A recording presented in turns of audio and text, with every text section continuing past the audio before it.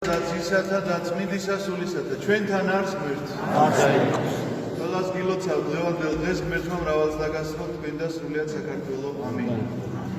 დღევანდელ დღეს მართლმადიდებლური ეკლესია აღნიშნავს ჯვრის ამაღლების, ჯვართ ამაღლების, ესე უწოდებთ აი ამ დღესასწაულს. ჩვენ თუმცა კი შინაარსი მისი ესეთი გახლავთ, რომ მეოთხე საუკუნეში, როდესაც კონსტანტინოპოლი ან იმპერიაში გამოიცა ბრძანება, რომ ქრისტიანობა აღარ იდევნებოდა, ამის შემდგომ დაიწყეს რაღაცა სიწმინდეთა მოძიება. თაყვანისცემის მიზნით, რა თქმა უნდა, გადაწყდა, რომ მოძებნილი იყო ჯვარი, პატიოსანი, რომელზედაც მაცხოვარი გააკრეს და სასიკვდილოდ გაიმეფეს. ამისთვის შედგა სპეციალური დელეგაცია დედოფალი ელენეს ხელმძღვანელობით, რომელიც ჩავიდა იერუსალიმი ამ დროს უკვე ნელ-ნელა აღდგენას თითქოს იწყებს იქ რაღაცა თითქოს თითოეულა მოსახლეც ახლობს უკვე, იმიტომ რომ ქრისტეს შემდგომ 77 წელს იერუსალიმი ისე გაასწორეს მიწასთან, რომ ვეღარც კი მიხვდებოდა იქ ადამიანი, ოდესმე ქალაქ ყოფილიც თუ იყო, აი ესე მიწასთან გასწორებული რაღაცა ადგილი იყო იერუსალიმი, აი აქ რაღაცა მინიშნებებით, მოკითხვით, დაახლოებით რაღაცა გეოგრაფიული მეხსიერებით თუ კი ვინმე საიმე მეხსიერებაში ქონდა შემორჩენილი თავიანთ ძველ მამაპაპათაგან ნაამბობი, ესე მიაგნეს ადგილს, სადაც შესაძლებელი იყო, რომ ჯვარი ყოფილიყო. ისე მაინც ისმის კითხვა, იცით რომ როგორ უნდა მიაგნო და 4 საუკუნის შემდეგ, 3-4 საუკუნის შემდეგ იმ ადგილს, სადაც შეიძლება ჯვარი ყოფილიყო. სინამდვილეში იცით რა იყო? იერუსალიმში იყო ესეთი წყლის მომაგრაგების სისტემა. ისინი ნახულობდნენ სპეციალურ გამოქვაბულებს, მოგეხსენებათ ეს ისეთი ადგილია, უდაბნო ადგილია და ნახულობდნენ სპეციალურ გამოქვაბულებს, ებრაელებს ჰქონდათ ეს ტრადიცია, რომელსაც სპეციალური ხსნარით ლესავდნენ, სადმე ბზარი რომ არ ქონოდა და ეს გამოქვაბული ყოფილიყო შეიძლება დაახლოებით აი ამ ტაძრის ხელა, ესეთი მასშტაბის ყოფილიყო, ამას გამოლესავდნენ რაღაცა შუშისა და კერამიკის მაგვარი რაღაცა იმითი იზილებოდა ერთმანეთში და ხმებოდა კედელზე წყალი რომ აღარ გაეტარებინა და ამაში გროვდებოდა მთიდან მომდინარე წყალი. ეს იყო საცავი, საიდანაც მერე ქალაქი მარაგდებოდა წყლით. ასეთი საცავები მათ ჰქონდათ არაერთი. თუმცა კი აი ამ საცავებში პარალელურად იცით რა ხდებოდა. თუ კი სადმე მიწისძვრის დროს ბზარი გაჩნდებოდა და ეს ბზარი უკვე ისეთი იყო, რომ აღარ აივსებოდა და შეკეთება მისი შეუძლებელი იყო, ამ შემთხვევაში უკვე იერუსალიმისთვის ეს წყლის მომარაგების ჭურჭელი გადაიქცებოდა სანაგვე ბუნკერად და მიდიოდნენ და აქ ყრიდნენ უკვე ნაგავს, რომელი ნაგავიც შემდგომში უკვე როცა გაივსებოდა, დაილუქებოდა და ანუ ერთი იყო რომ თავიდან წყლისაცავი იყო და მეორე უკვე წყლის ნაგვის ბუნკერად იყო გადაქცეული. სწორედ აი ესეთ ბუნკერში მოხდა აი ამ ჯვრის აღმოჩენა გარდამოცემის, იმიტომ რომ სხვანაირად შეუძლებელი იყო ეხლა რომ მაშინ და გადაგეთხარა მთელი ის ტერიტორია და მოიხსენებათ აქ რაღაცა 2 კვადრატულზე ხო არა ლაპარაკი ქალაქზეა, ლაპარაკი და მიახლოებითი ადგილი თუნდაც გოლგოთა, რომელიც იცი, მაგრამ ეს მიახლოებითი ადგილიც არ არის რაღაცა კონკრეტული წერტილი, რომ აქ გათხრი ეხლა და იპოვე აი ამ ჯვარს. არა, იცოდნენ მათ მიახლოებითი ადგილი და იცოდნენ ის ადგილი, სადაც მიაგნეს იმ ადგილს უბრალოდ, სადაც აი ესეთი ბუნკერი იყო და სწორედ ამ ბუნკერში მოხდა ჯვრის პოვნა, რა თქმა უნდა 3 ჯვრის, იმიტომ რომ როგორც ლევანდელ სახარებაში თქვენ მოისმინეთ, მაცხოვართან ერთად 2 ავაზაკი იყო გაგრული ჯვარს, ერთი მის მარჯვნივ და ერთი მის მარცხნივ. შესაბამისად ამ 3 ჯვრიდან უნდა დადგენილიყო ეხლა რომელი იყო ნამდვილი. ამიტომაც როგორც კი ამოაბრძანეს ეს ჯვარი, პროცესია მოდიოდა, გარდაცვლილი ადამიანებს მოასვენებდნენ დასაკრძალად და შეახეს მას ჯერ ერთი ჯვარი, მერე მეორე და მესამე ჯვრის შეხების შემდგომ ეს მიცვალებული გაცოცხლდა. აი ეს სასწაული რა თქმა უნდა მაშინვე მოედო მთელი მარემარეს და ყველამ გაიგო ამის შესახებ და ყველანი მოვიდნენ, რომ ახლოს მისულიყვნენ ან დაენახათ, ვიღაცა შეიძლება სეირის სანახავად, ვიღაცა შეიძლება სიმართლის დასაზუსტებლად რომ იყო თუ არა ეს სინამდვილე, მაგრამ რა მნიშვნელობა აქვს? ძალიან ბევრი ხალხი შეიკრიბა და ფიზიკურად შეუძლებელი იყო ამ ჯვართან ამ ხალხის სიმრავლის გამო მისვლა არა დანახვაც კი ამ ჯვრისა, ამიტომაც გააკეთეს ესეთი რამ, რომ ეს ჯვარი გორაკზე აი ააბრძანეს და აამაღლეს აი ესე ფეხზე დააყენეს, შეიძლება ასე ვთქვათ, ფეხზე დააყენეს ეს ჯვარი, აღამაღლეს ეს ჯვარი და ამიტომაც ქვია დღევანდელ დღესასწაულს ჯვართ ამაღლების დღესასწაული და სწორედ ამას პატიოსანი ჯვრის პოვნას და მის ამაღლებას აღნიშნავს და იხსენებს დღეს წმინდა ეკლესია. თუმცა კი ყველა წირვა მოგეხსენებათ არის დღესასწაული. არ შეიძლება რომ ადამიანი წირვით წირავდეს და იმ დღეს იყოს სამგლოვიარო დღე. ყველა წირვა თავისთავად ეს სულ რომ მიცვალებულს ეხებოდეს და სულ რომ რაღაცა აი მარხვაში აღესრულებოდეს და მძიმე დღეებში აღესრულებოდეს, იცოდეთ რომ წირვა როდესაც სრულდება, იცოდეთ რომ ეს აუცილებლად დღესასწაულს მოასწავლებს და რაღაცა გადარჩენის და გამოხსნის სიხარულია. ერთადერთი წირვა წელიწადში, როდესაც არ შეიძლება ერთადერთი დღე და ეს არის წითელი პარასკევი, მაცხოვრის ჯვარცმის დღე. აი დღევანდელ დღეს შევასრულეთ წირვა არის დღესასწაული. მაგრამ არის შეუსაბამობა, თუ დღესასწაულია, მაშინ რატომ არ ხულობთ? დღევანდელი დღე დადგენილია, რომ ყოველთვის არის მარხვა. არ იცვლება ეს და რატომ არის ეს მარხვა? იმიტომ რომ ჩვენ, როდესაც ჯვარზე ვლაპარაკობთ, არ ვლაპარაკობთ ორ ერთმანეთზე დაჭედებულ ფიცარზე. ჯვარი ცარიელი არასდროს არ არის. ჯვარზე ყოველთვის მოიაზრება მაცხოვრი. და მე მინდა სწორედ ამის შესახებ გითხრათ ახლა ორიოდე სიტყვით, რომ რა არის ჩვენ ცხოვრებაში ჯვარი და რა უნდა იყოს. პირველ რიგში მე ერთი შედარება მინდა გაგახსენოთ, როდესაც მაცხოვარი ამბობს, რომ როდესაც მოსემო, აღამაღლაო, გველიო, ესეთი რამ მოხდა, როდესაც ეგვიპტიდან მოდიოდნენ 40 წლის განმავლობაში ებრაელი მოგზაურობდა, მათ თავიანთი ცოდვების გამო იქ რაღაც ერთ ადგილას მოუწია ცხოვრება, სადაც მათ შხამიანი გველები დაესიმნენ და გვენდნენ ამ ადამიანებს და ამ შხამისგან იხოცებოდნენ და უფლისგან მიიღო ბრძანება მოსემ, რომ სპილენძის გველი უნდა გამოეჭედა, ეს სპილენძის გველი უნდა ბოძზე მიეკრა და აემაღლებინა. ამის შემდგომ იცით რა ხდებოდა? განაგველები აღარ გვენდნენ ადამიანებს. გველები კვლავ გვენდნენ, მაგრამ ვინც შეხედავდა ამ სპილენძის გველს, აღარ კვდებოდა ამ შხამისგან. აი ესეთ რამეს ამბობს უყალე, როგორც მოსემო აღამაღლაო, გველიო, სწორედ ესე ამაღლდება ძე კაცისაო, თავის ჯვარცმას გულისხმობს მაცხოვარი და ამაში საოცარი სიმბოლოა მინდა გითხრათ, რომ რითი ხდებოდა გადარჩენა იმ ადამიანებისა, ვისაც გველი შხამობდა. რჩებოდა მათი გადარჩენა იმ სარწმუნოებით, რომ ღმერთმა უთხრა, ვინც ამ გველს შეხედავს, გადარჩენა. რას ნიშნავს ეს? შენ უნდა გწამდეს და გჯეროდეს ამის, რადგანაც ღმერთმა ასე თქვა, რომ ეს სწორედ ასე იქნება. ამიტომაც ის ადამიანები, ვისაც გველი უკბენდა, მივიდოდა და შეხედავდა ამ გველს და გადარჩებოდა და მასზე შხამი აღარ მოქმედებდა, სწორედ ესეთი მდგომარეობა, როდესაც ჩვენ ჯვარს უყურებთ და მასზე ჯვარცმულ მაცხოვარს უყურებთ, რომ განა გველი აღარ გვუბენს ამ ცხოვრებაში ჩვენ, ანუ ის შხამიანი გესლი ბოროტებისა, განა ჩვენზე არ არის ხოლმე გადმონთხეული, მაგრამ ჩვენ გვაქვს რწმენა, ჯვარცმული იესოსი, რომლითაც ჩვენ გამოსყიდულნი ვართ აი ამ ცოდვის დღეობისათვის. ამიტომაც ეს სიმბოლო მე ძალიან მეშინაურება მიყვარს და ყოველთვის ვიხსენებ ხოლმე ამას, როდესაც ჯვართან მიმართებაში ვლაპარაკობ აი ამ სიმბოლოს, რომ სარწმუნოებით მისული ადამიანი ჯვარცმასთან სწორედ ესე გადარჩება იმ შხამისგან და აღარ მოხდება, რომელსაც ბოროტების შხამი ქვია. მაგრამ რა არის მაინც ჩვენ ცხოვრებაში ჯვარი, შემოგვიფასებ, უნდა იცოდეთ, იმიტომ რომ ჩვენ ადამიანები ვართ და ცხოვრებას ესე ვატარებთ უფრო მეტად ლაღობაში, ვიდრე მეტად ფიქრი იმისა, თუ როგორ შეიძლება ადამიანი გადარჩეს და თავისი სული იხსნას. უფრო მეტად რაღაცა ამ ქვეყნიურ მზრუნველობაზე ვართ გადაგებული, ვიდრე იმაზე, როგორი შეიძლება იყოს ჩვენი მომავალი. ამიტომაც ღმერთმა ჩვენ ესეთი რამ დაგვიწესა. ქრისტიანებს ყველგან ჯვარი აქვს გამოკრული. სახლი იკურთხება, ჯვარი უნდა გამოსახო.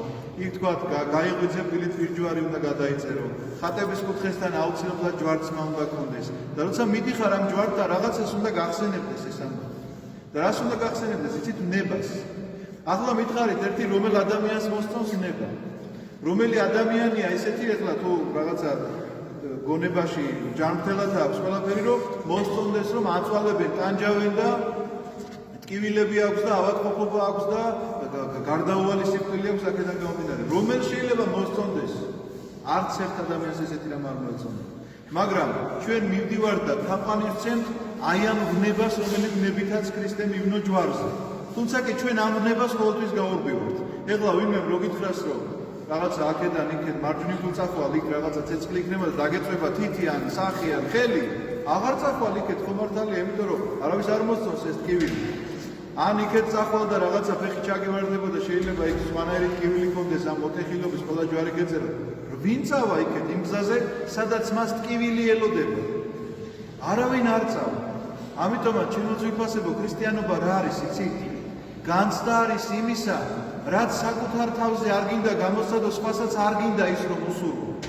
მაგრამ როდესაც იცი რომ ვიღაცამ ეს გადაიტანა შენი გულისთვის, ამ ტკივილს გაუძლო იმიტომ რომ შენ კარგად იყო, სულ ცოტა სინდის იმას მაინც უნდა გკარნახობდეს, რომ ჯვართან რომ მიხვალ რა ილაპარაკო, რაზე უნდა ილაპარაკო, ამას უკვე სინდისი თვითონ გიკარნახებსაც უნდა თქვა.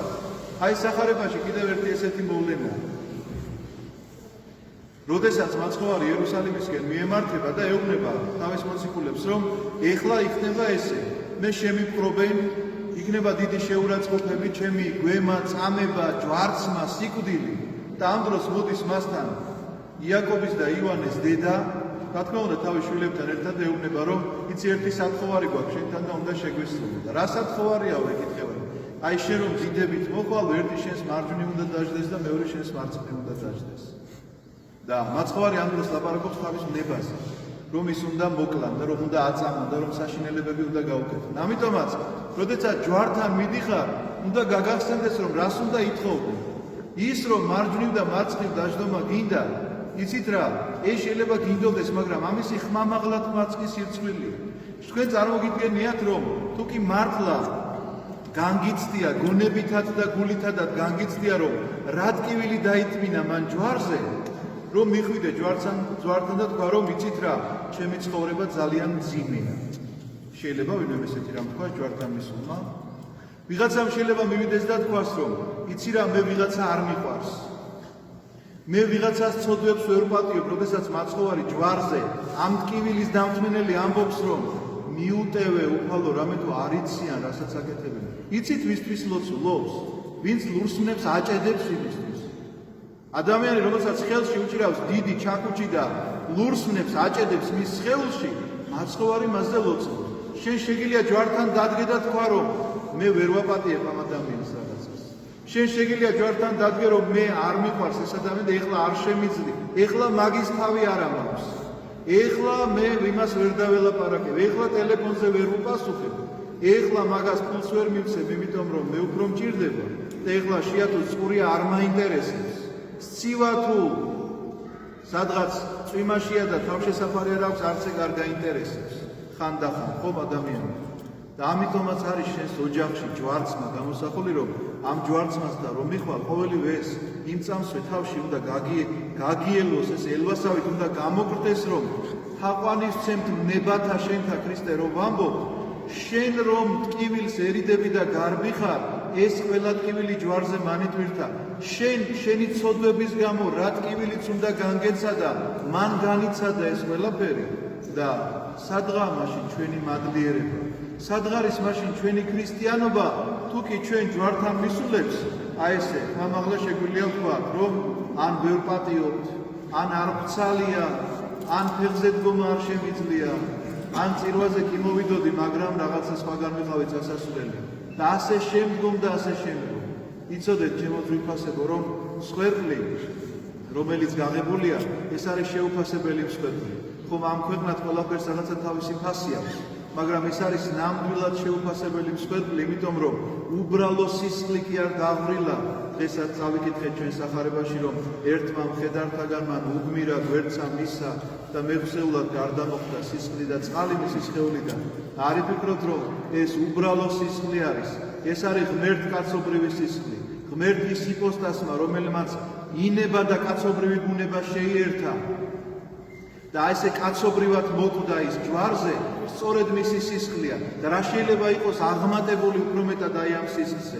ამიტომაც შეუფასებელი გახლავთ ეს მოვლენა, რასაც ჯვარცმა და უნება ქვია ქრისტესი ჯვარზე.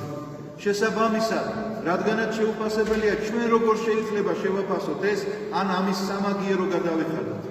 არაფრით და არც გთხოვს ამას შენ ღმერთი. საერთოდ ამაზე არც გელაპარაკება, რომ შენ რაღაცა ამისი სამაგიეროს იმიტომ რომ არ შეგიძლია, რაც არ შეგიძლია იმაზე ღმერთი როგორ დაგელაპარაკება. გამორიცხულია, მაგრამ სამაგიეროდ იცით რას გთხოვს?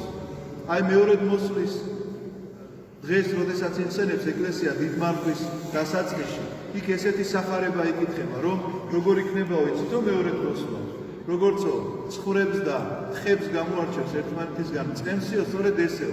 მართლებს და არამართლებს. მართლებს ეთქვის ჩემს მარჯვნივ დადექით, მარცხნებს არამართლებს ჩემს მარცხნივ. და რა იქნება შეფასების კრიტერიუმი? არავით არის შეუძლებელი რა. შეფასება იქნება ასეთი. მშიოდა და ამათ ეთქვის მარჯვენი მდგომარე. მშიოდა და მაჭამეთ, წყუროდა და მასვით. ავადმყოფი ვიყავით და მომიარეთ, ციხეში ვიყავით და მინახულეთ და უცხო ვიყავით და შემიწყნარეთ. არსად ისეთი რამ არ წერია, რაც ადამიანის ძალებს აღემატება. არსად ღმერთი ისეთ რამეს შენ არ დაგავალებს, რაზეც შეიძლება თქვა, რომ ეს ადამიანისთვის შეუძლებელია. ეს ყველაფერი შესაძლებელია, თუ კი შენ მოინდომებ და აი ამ ჯვარს არ გაექცევი, ამ ჯვარს ისევ ღმერთი შეგიფსუბუქებს, იმიტომ რომ ღმერთი ჯვრიდან კი არ ჩამოსულა. ღმერთი ჯვრიდან ჩამოხსნის, რაც იმას ნიშნავს, რომ თავისი ნებით ის ჯვარზე ავიდა, მაგრამ თავისი ნებით ჯვრიდან არ ჩამოსულა.